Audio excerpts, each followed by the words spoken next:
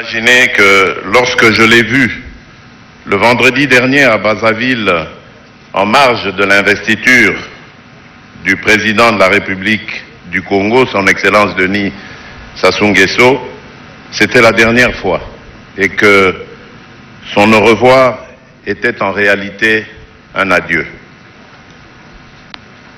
Cette disparition tragique suscite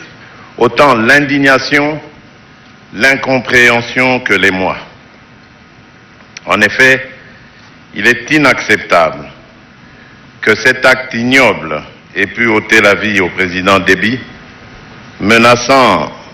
ainsi la stabilité du Tchad, à laquelle mon pays, la République démocratique du Congo,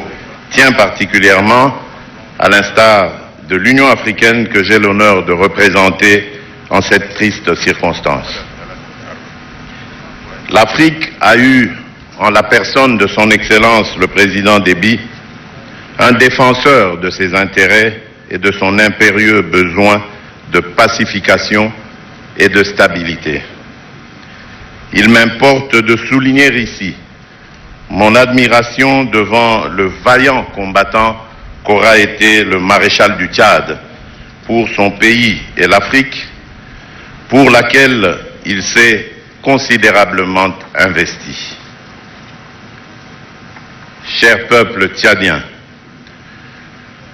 plutôt que d'annihiler les efforts réalisés jusqu'à ce jour dans le renforcement de l'unité et de la stabilité de votre pays, le décès brutal du maréchal du Tchad devrait en réalité servir en mémoire de l'illustre disparu de catalyseur pour une véritable union du peuple tchadien dans sa plus grande diversité. Notre continent a assez souffert du manque d'unité et de stabilité. Il va sans dire que tout enlisement de la situation sécuritaire du Tchad constituerait une menace à l'intégrité territoriale du pays ainsi qu'à la stabilité de la région. En effet, la réalisation d'un tel scénario nous conduirait inexorablement vers